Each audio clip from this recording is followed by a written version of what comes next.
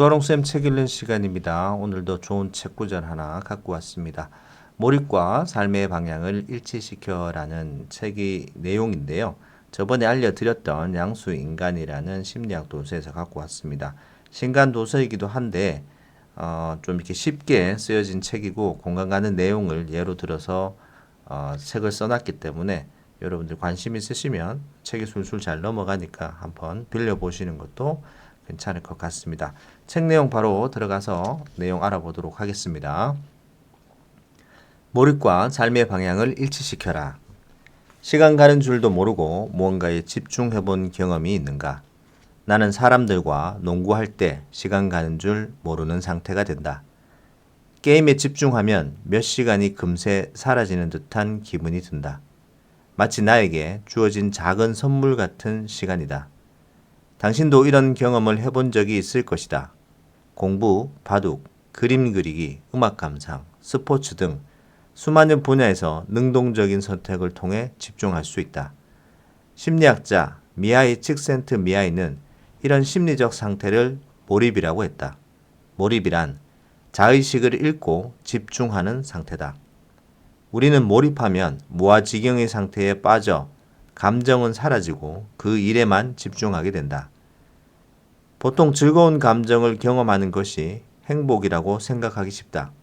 그렇지만 몰입의 관점으로 본다면 우리가 행복하기 위한 길은 정서적인 충족이 아닌 몰입에 의한 만족에 있다. 오히려 감정이 차단될 때 행복에 가까워질 수 있다는 것이다. 부정적인 감정에 쉽게 빠지는 성향의 사람이라면 몰입을 통해서 부정적인 감정 상태에서 벗어날 수 있다. 자의식이 사라지기 때문에 오히려 행복에 다가갈 수 있다니 역설적이기도 하다. 또한 몰입은 심리적 투자라는 개념으로도 볼 수 있다. 무언가에 몰입하는 것은 결과물을 만들어낸다.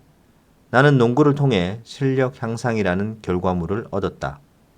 누군가 그림 그리기를 통해서 몰입한다면 작품이라는 결과물을 얻게 되고 글쓰기에 몰입한다면 한 편의 글이나 책이라는 결과물을 얻을 수 있을 것이다. 그러니 몰입은 심리적 투자라고 해도 과언이 아니다.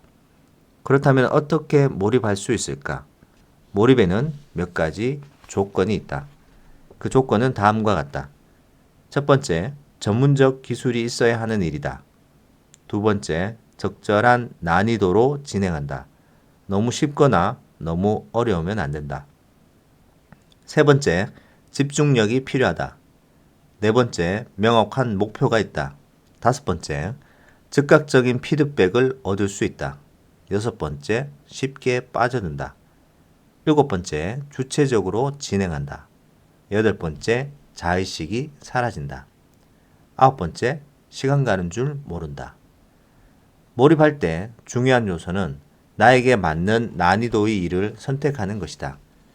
자신의 실력에 맞지 않은 일을 한다면 오히려 권태에 빠지거나 불안, 무관심 등 다양한 부작용이 나타날 수 있다. 욕심을 부려 무작정 도전하기보다는 단계적으로 도전하는 것이 키포인트다. 또한 즉각적인 피드백을 받을 수 있어야 몰입에 빠지기 쉽다. 그렇게 우리는 몰입을 통해서 성장을 경험할 수 있다. 그럼 몰입한 상태가 다 좋은 것이라고 말할 수 있을까? 몰입을 잘 활용한다면 행복에 가까워질 수 있지만 몰입을 잘못 활용하면 두 배로 시간을 낭비하게 된다. 많은 사람이 즐겨하는 게임을 예로 들어보자. 게임은 룰을 알아야 플레이할 수 있다. 따라서 적절한 난이도가 필요하다. 또한 적을 이겨야 한다는 명확한 목표가 있으며 경험치를 통해서 즉각적인 피드백을 얻을 수 있다. 더불어 쉽게 빠져들게 되고 내가 직접 게임을 플레이한다. 게임에 몰입하면 자의식이 사라지고 게임을 하다 보면 시간이 금방 흐른다. 게임은 몰입에 필요한 요소를 모두 가지고 있다. 하지만 게임은 때때로 회의감을 가져다 준다. 실컷 몰입하면서도 끝나고 나면 허무한 감정이 느껴질 때가 있다. 중요한 것이라는 가치가 빠졌기 때문이다. 가치 없는 몰입은 성장이 아니라 허비다. 게임에 몰입했음에도 오히려 헛헛한 기분이 느껴지는 이유는 그 속에서 중요한 의미를 발견하지 못했기 때문이다. 그러나 프로게이머는 인생의 가치와 몰입의 방향성이 일치하므로 강한 성취감을 느낄 것이다. 다시 말해, 내가 중요하게 생각하는 인생의 가치와 몰입의 방향성이 일치하지 않았을 때 몰입은 시간 낭비가 된다. 결국 몰입과 가치의 방향성을 일치시키는 것이 중요하다. 몰입은 당신이 중요하게 생각하는 것과 결합이 될 때 강력한 시너지를 만든다. 마치 이것은 인생의 미션을 성실히 수행했을 때 느낄 수 있는 차원이 다른 만족감과 같다. 그러니 당신이 중요하게 생각하는 것에 몰입하자. 어렵게 생각할 필요 없다. 이미 앞에서 당신은 마음의 그린벨트로 묶여있는 당신에게 중요한 일들을 발견했다. 그 일들을 시도하고 집중하는 것이 당신의 중요한 가치에 몰입하는 것이다. 그럼에도 불구하고 몰입할 수 있는 무언가를 찾지 못하겠다면 다음 파트의 강점에 대해 주의 깊게 읽어보도록 하자. 만약 당신이 중요하게 생각하는 일을 발견했음에도 쉽게 몰입하지 못하겠는가? 그렇다면 당신이 중요한 가치라고 생각하는 일에 게임의 방식을 적용해보자. 어떤 일을 게임화시키는 것, 이것을 게이미피케이션이라고 한다. 즉각적인 피드백을 받을 수 있는 요소를 만들고 단계적으로 성장할 수 있는 환경을 구축하는 것이다. 또한 타인에 의해서가 아니라 주체적으로 진행할 방법을 구성해보자. 예를 들어서 당신이 보상으로 원하는 것을 작은 종이에 하나씩 적어보자. 그리고 종이를 접은 뒤에 당신이 하루하루 목표를 달성할 때마다 무작위로 하나씩 꺼내서 펼쳐봐라. 그리고 적혀있는 보상을 스스로에게 선물해보자. 그럼 당신이 중요하게 생각한 일을 할 때마다 즉각적인 피드백, 즉 보상을 얻을 수 있지 않은가? 다른 사람과 함께 한다면 효과는 2배가 된다. 작은 종이에 상대방이 목표를 이뤘을 때 당신이 줄 수 있는 보상을 하나씩 쭉 적어라. 그리고 상대가 계획을 달성하면 무작위로 종이 하나씩을 뽑게 하자. 그 뒤 종이에 적힌 보상을 줘라. 상대는 그 일에 몰입할 수 있을 것이다. 반대로 상대에게 내가 그런 부탁을 해도 좋다.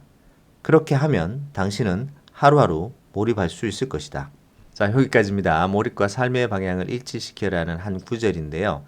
여러분들이 좋아하는 일에 푹 빠져 있다 보면 시간도 정말 빨리 가고 그 다음에 성취감도 있는 일이라면 더 좋을 텐데요. 그때가 바로 행복감이 최고가 되는 그런 시점이다라고 얘기를 해주고 있습니다. 보통 사람들이 즐거운 감정을 경험하는 것이 그리고 즐거운 일을 하는 것이 행복이라고 생각하기 쉽다고 하지만 몰입이라는 관점에서 봐서 우리가 행복하기 위한 길은 정서적인 어떤 충족, 행복감에 대한 충족이 아니고 내가 좋아하는 일을 깊게 빠져들었을 때 그때 어떤 성취감이 왔을 때 더 좋은 행복감이 느껴진다고 하네요.